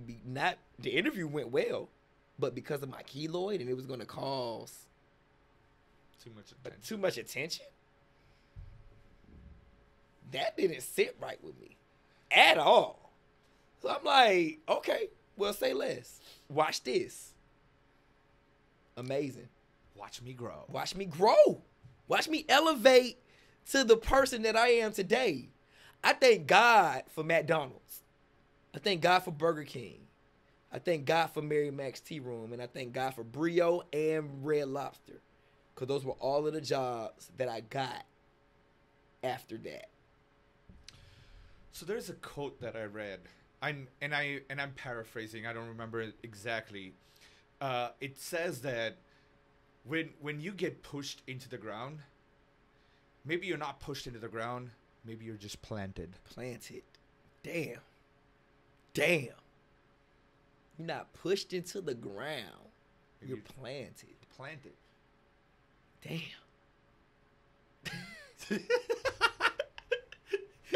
That was a good quote. You're not planted in, you're not pushed into the ground, but you're planted. So what do you need to grow? Right. So your destiny might not be a random seed somewhere, but you might be the roots that give rise to an enterprise. Yep. Wow, that rhymed too. That did rhyme. Dang. You think because I'm in Atlanta, I can be a rapper now? Bro, you know that market in Atlanta is... Woo! Everybody a rapper now in Atlanta. Yeah, so... Everybody a rapper now. Do you think I could be one too? You probably could when you say that right there. They gonna be like, damn, that was a bar. No, right? It was and I could just repeat to arise into an enterprise. Yeah. I could say that 17 times. That's a bar. Like that song, Versace, put a 5 beat. Versace. Put a 5 beat to it. Put a hard beat to that right there. To arise into an enterprise. All right, we're good, right? You be in the game, coach. You be in the game, coach.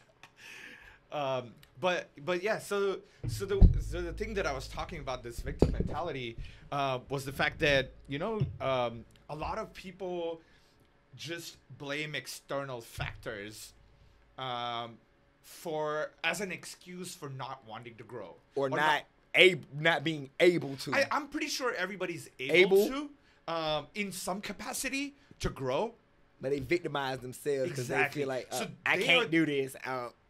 They're their biggest enemies. Like, the biggest roadblock is them. That person on the other side of the mirror. I've told this to a lot of people. Get out of your own way. You're your biggest roadblock. Stop with this victim mentality, right? See everything as an opportunity. Adversity could be an opportunity, right? When one door closes, you got 2 doors opening. Like, these have been... like quotes that have been passed down from generations. And it's been proven though. Right. And this is wisdom that people got like thousands of years ago. Right? Why are we just ignoring the fact that this exists? We don't have, and I can say in today's society right now, we don't have those people we have people to encourage. But it's more of a standard. It's more of a systematic way of thinking of how this shit should go. Like, you're supposed to dress like this. You're supposed to look this way. All the women getting BBLs now, right? What happened to the natural shit? Oh, I need a BBL because I need to look better than the next female instead of uplifting that natural shit that you already got. Embracing what you already have. It's that systematic thinking and that victimized way of looking at it. It's like, bro, we gotta get this. We gotta get this. It ain't no, I can't do it because, I don't have this research. Man, go look for that. Google gonna tell you the answer to everything if you ask it right now to this day. You get on Google right now. How do you do such and such and such and such? Google gonna tell you step by step in 10 steps. And if you click on learn more on that same little thing that you just looked at, it's gonna give you everything that you need to do. The only thing is, we in our own goddamn way. Exactly. We in our own way. We also want a lot of shortcuts. So that BBL that you mentioned is a big shortcut instead of working on it. Exactly. Because your ass which is glutes, is basically pure muscle. You can build it. Your hamstrings are pure muscle. You can build it. You can build that ridge. You can build that hip, that waist that you want. Exactly. Built, not bought. That's a quote. That's a quote from Angela Simmons. Built, not bought. Angela Simmons goes to the Ron Simmons' daughter, Reverend Ron's daughter, Angela Simmons, man. She is a prime example of that, right, what we just talking about. Mm-hmm. She has a nice physique, right? She's built, not bought. And she's embraced. She doesn't got the slim waist. She don't got all of the enhancements that everybody else got. But she embraces what she has, works on what she has, and she builds that shit. That's how everybody needs to look at their body, their business, their family, whatever. Don't compare me to the next person. Don't use me as don't use my marriage as a couple goal. We're a couple with goals. Ooh. We're not couple goals. Me and my wife say that, and I'm glad you gave me that expression. That's deep. Because me and my wife say no. We don't want to be couple goals because y'all don't know what's going on. Y'all don't know the argument. Right. Y'all don't know the work that this shit takes. It takes hard work to build a strong marriage, bro. And me and her still working on shit. But we a couple with goals because we prioritize. All right, we lacking in communication. How do we communicate effectively without triggering each other? What do we need to say, or how we need to say? It's not what you say, it's how you say it. Little shit like that. And how the other person comprehends it. I was just about to say how they view it, how they comprehend it. Because it come off the wrong way. But we have to elaborate, and we have to express, no, babe, this is not what I meant. This is how I meant to say it. I'm sorry if I made you feel a certain way. Or I'm sorry if I came off a certain way. Did not mean that was not my intention. Accepting accountability as well. Oh, accepting accountability is a big thing. That's a big thing for everybody. Mm-hmm. It don't matter what you're doing. Accepting accountability. Because that's going to relieve the stress on you. And that's going to make your significant other or the person that you're talking to feel comfortable with talking to you about certain shit. Right, for sure. And you can open up to them a little bit more. Accepting that accountability. When you wrong, accept the goddamn accountability. When you didn't go about this business deal right, accept the accountability and be like, okay, the next one, I'm not going to do this, but I'm going to do something different to bring in that contract. Oh, I'm not going to be like, well, you did it. Like, people would send me, like, I done had people ask me for a bow tie, right? I go to the fabric store, buy the fabric, make the bow tie, and it don't go through with the deal. I don't let that deter me. I don't let that stop me from doing nothing that I'm doing. I go at it. I be like, okay, well, somebody going to buy a bow tie. Yeah. And guess what? Lo and behold, somebody will buy a bow tie by the end of the week. Right. Instead of crying like, oh my God, the entire world is against me. I don't wasting my gas, go out to the fabric store. Oh my God. No. I like it. And it is important to have that attitude. Like, how did you develop an attitude? You actually grew up here in Atlanta, right? Grew up. And I have met multiple people here. And when I say multiple, it's like a huge number, right? Who would just give up on things so easy, right? So giving you that example of overdressing, right? So they would ask me questions like, hey, why are you overdressed? And I'm like, why are you not in something comfortable? And I'm like, I am very comfortable in my suits, right? I can show you my closet right now. 75% of my closet is just suits.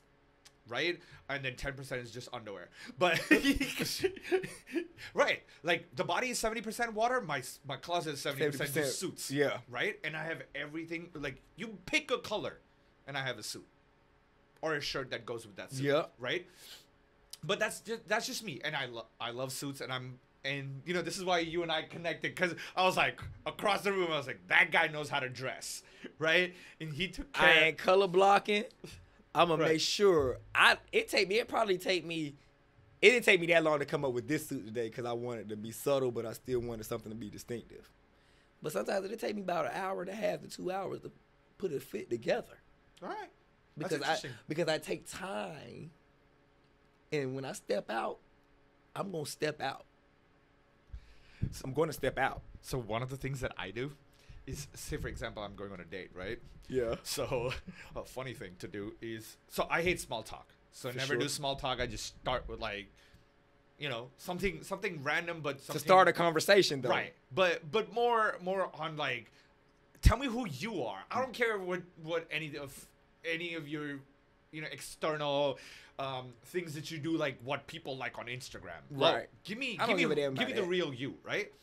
But at the end of it, like when we're about to meet, the first thing I'll be like, what's your favorite color?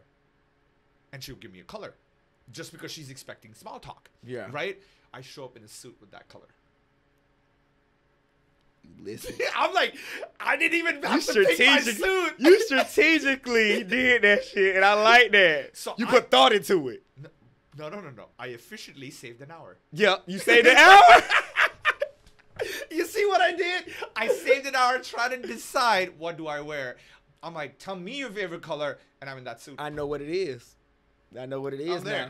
And she looks at me, and she's like, he took effort. And oh I'm my like, God. You took the effort. I just showed up. So this is how I run my business too. It's not always about the hard work. It's about the smart work too. You gotta be working right. So it has to be a combination of both. Right. Yeah. It took me my hard work to get from my I was just about to say black suit and gray suit to the amount of suits that I have today. Right. I went from picking up suits from H&M to bespoke suits now, where I don't pick suits, I pick fabrics. And then I have a tailor work on that fabric to make a suit that only I can wear. Yep. Right? Because it's tailored. It's literally my body. Your body, your suit. You picked it out. You made the whole thing. Right? So I did not pick it off the rack and got it altered. Yeah. It's a bespoke, right? So it's that hard work that got me to a position where now I can use smart work. But that makes you feel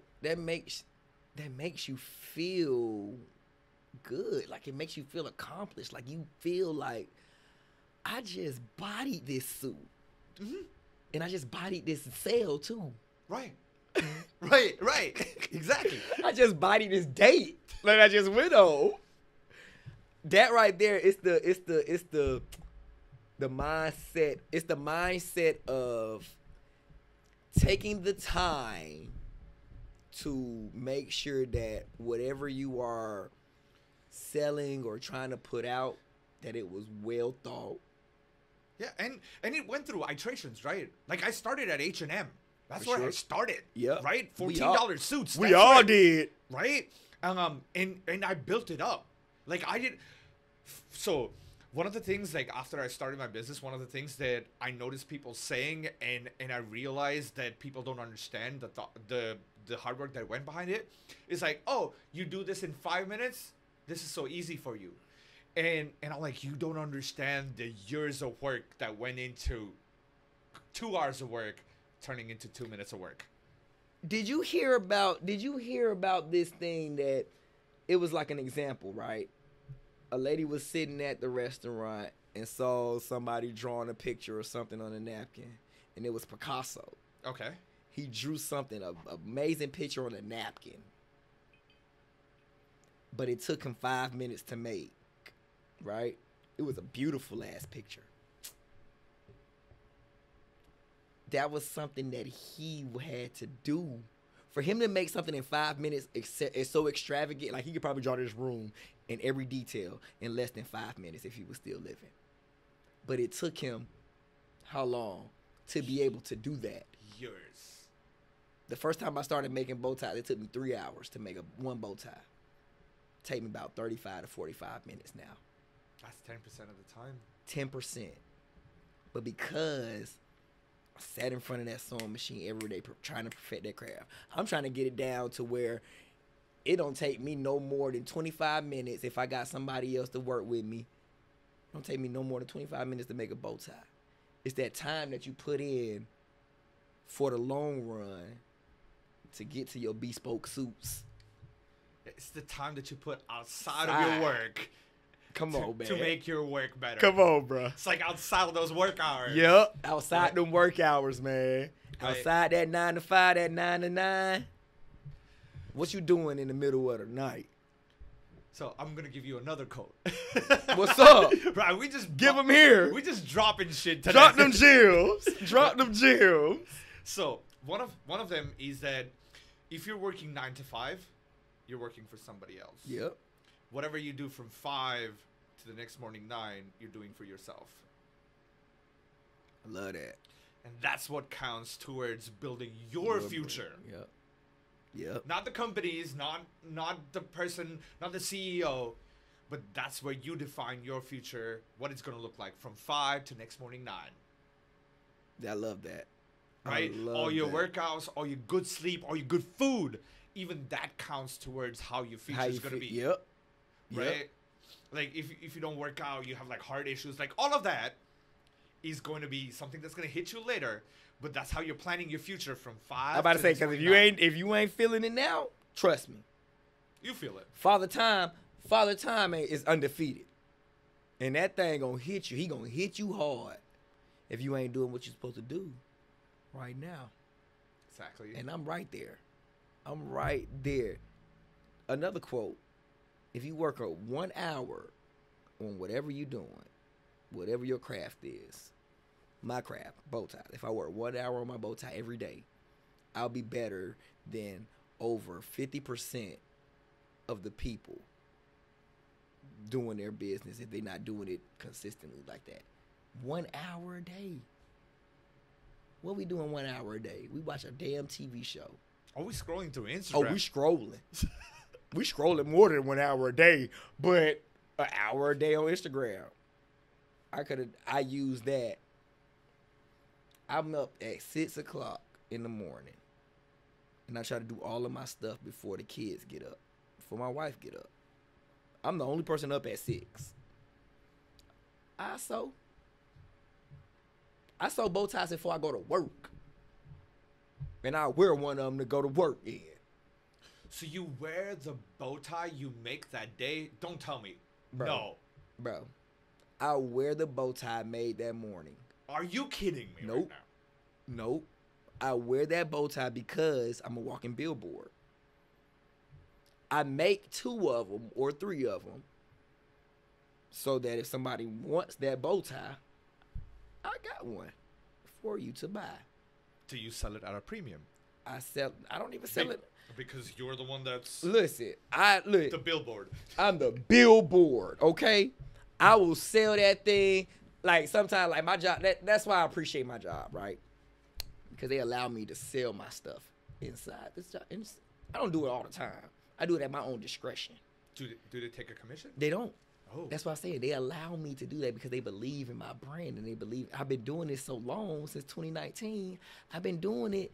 They already know. He makes his own bow tie. Like, they speak up to my guests and everything. Oh, yeah, he makes his own bow ties. Blah blah blah blah. Sometimes I bring them. Sometimes I won't.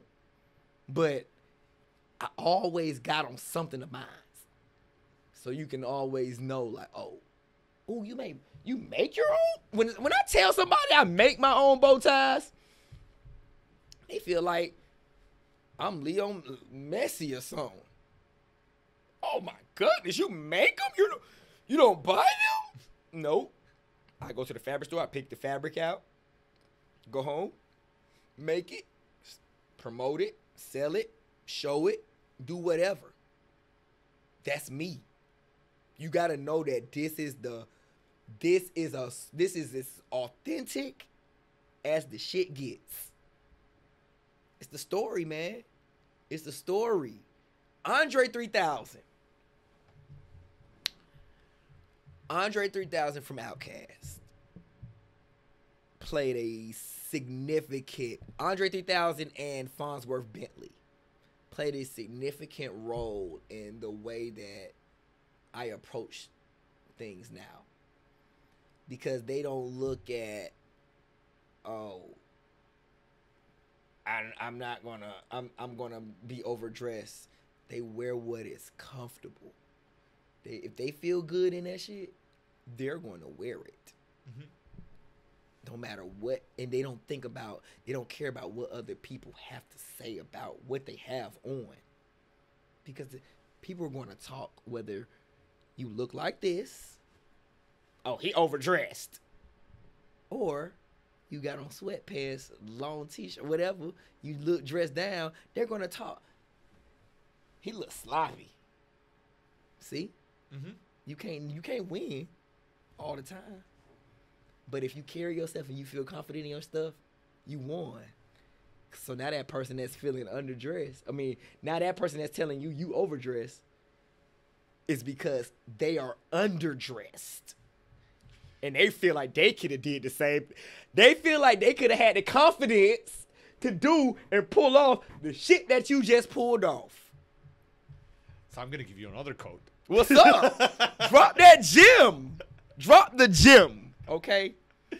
So, one of the things is that jealousy comes in the form of jokes. Oh, You know what I'm saying? the uncomfortable laugh. Yeah. Or like they will crack a joke, they will roast you, but you can hear their jealousy. You can hear it. You can hear it. What do you think about that? I love that.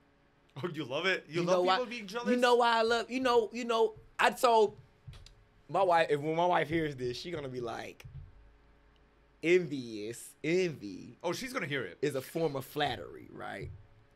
Envy Agreed. is a form of flattery. She doesn't like that because people's motives are dangerous, right? Yes. They can be envious, so they want to take you out. They don't want you to make the sale. They gonna do everything in their power to make sure that you don't succeed, right? But me, I look at it like I'm the optimistic guy. I look at it like, oh, I'm doing something right. Because I had the confidence to put these colors together. I had the confidence to put this outfit together. Or I have the confidence to show to display my personality in a way that people don't feel comfortable in doing so. You could put me in a party. I'm going to dance the whole night. A lot of people might feel embarrassed about dance. A lot of people might feel embarrassed about the attention that they are receiving. Not me. Because I'm so humble and I'm so confident in myself, it don't matter. I know exactly what I put on. I know exactly how I put the shit on, and I know exactly how I'm going to rock it. And how everything ties up. I know exactly what I did. So when I stepped out and I step in front of a lot of people, I'm going to command. Yeah, all eyes on me. All eyes on me. Whether you don't like the way I'm looking, or you do like the way I'm looking, or you do like the way I'm carrying myself, all eyes will be on me. The question, when you are in like a confined space, right, and there is alcohol involved, right? So high body temperature and not enough ventilation, right? And you're in a suit. Do you sweat? Yes. Okay. How do you respond to people when they ask you, "Hey, are you not hot in that suit?"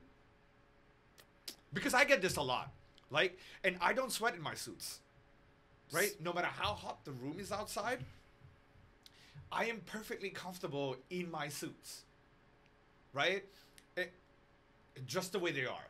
Right? And the way I wear them based on summer versus winter. Winter, yeah. Right? I'm very comfortable in my suits. I enjoy them. But people ask me this question all the time. You not hot in that? Are you not hot in that? And I usually brush it off like they ask me like, are you not hot? And I'm like, I guess I am.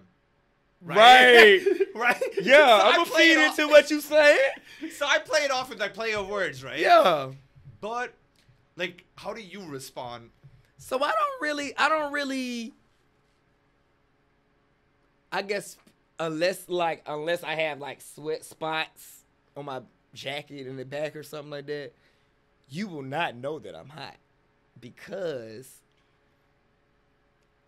I knew what I was doing when I put this suit on. Okay. So if I am hot, you ain't gonna know. You're not gonna know unless something is showing, right? And I don't really get the, oh, so you're not hot in that suit vibe. People don't come to me and ask me that, right? They don't. But like I said, they'll come to me and ask me, why you got that suit on? Are you coming from a wedding? Are you coming from a wedding? Why you dressed like you? But you look like you going to church, boy. You got your. No, I don't. I'm comfortable. I don't care if I am hot. I'm comfortable because this shit makes me feel good. Exactly. I love to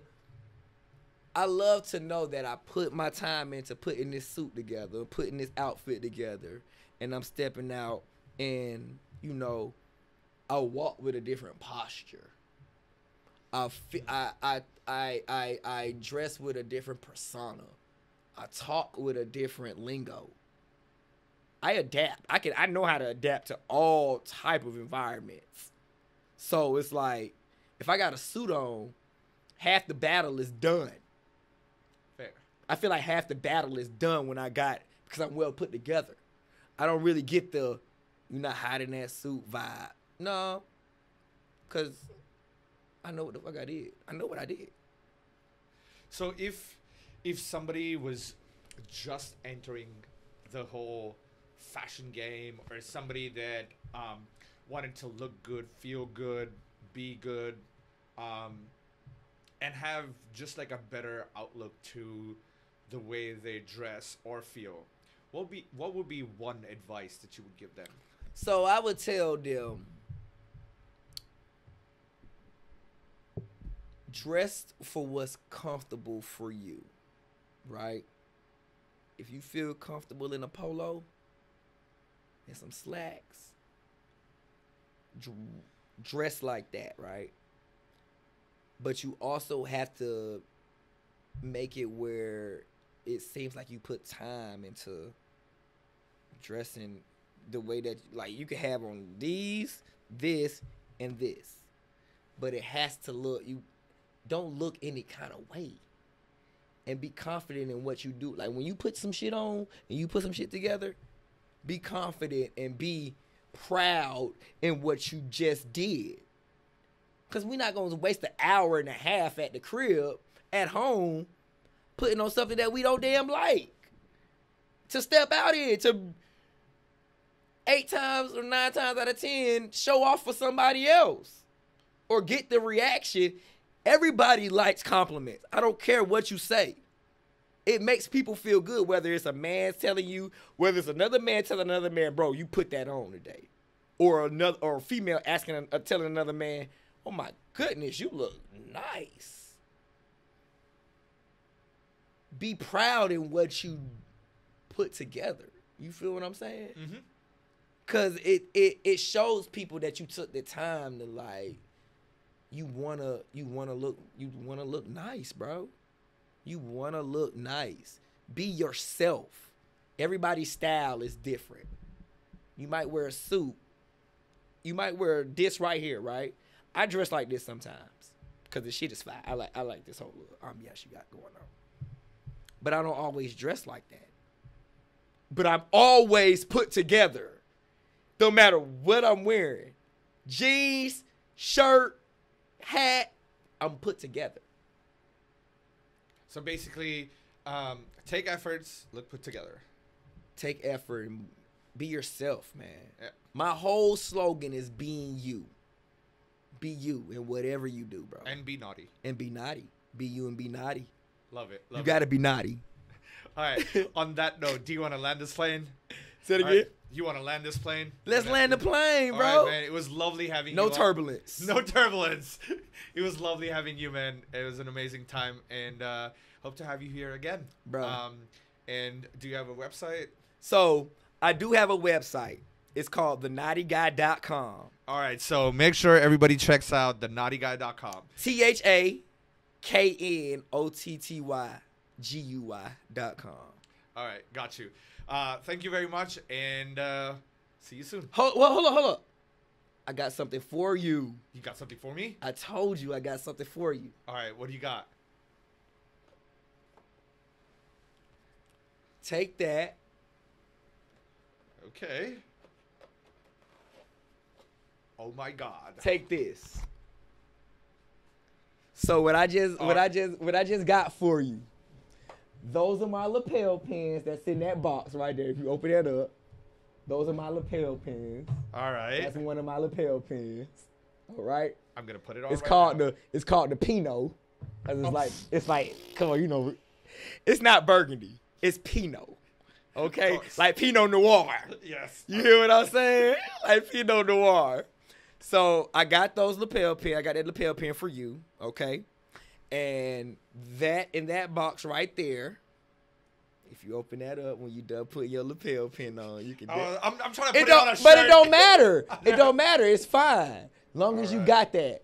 If you open that up, you'll see that I got you a knot. Oh, you got. Do I get a knot? You get a knot, bro. Wow. And as you can tell, it matches. It coincides. It does. With your. See? So it adjust. If it's a 15 and a half, you adjust it. I know how to wear Come on. bow ties. So, come on, bro. So look, with my bow ties, right? Let me tell y'all. With my bow ties, they are hybrid bow ties. So what I mean by hybrid bow ties is that they are self-tied and they are pre-tied. For those people who don't know how to tie a bow tie, clip it on, but it's still gonna look that self-tied. You're gonna get that self-tied vibe. Mm-hmm. You feel what I'm saying? So once you clip it on, look at there. Look at there. He gonna pull it up. Look at my guy, man. Stop playing. Stop playing. Come on over. To your right. Yup. I'm gonna fix you up. I got you. This is what the Knotty guy does right here. I got you right here. Boom. Even though you got your top button unbuttoned, it's okay because we're gonna do this. You got me? You together. All right. So he got. We should have started with this. Yeah, we should have started with that. I would have worn this. But I'm glad we saved that for the end. Thank you very much, brother. Man, Thank you very much. I appreciate you for having me, bro. Of course, man. But when you reached out to me, I said, of course I'm gonna come through. I love inspiring stories like yours, and I think more people should hear it. More people should know that not everybody gets dealt a good set of cards. Not everybody is born with a silver spoon. And if you really put your heart and soul into it, you're consistent, you're disciplined, and you have the right attitude, you can make a lot of things happen. You really can. You even if it don't look like it's gonna happen right away, trust me, it will happen. It's gonna come. Trust the process. Trust the process, y'all. Cheers to that, man. Cheers to that, brother. All right. Salud. Salud.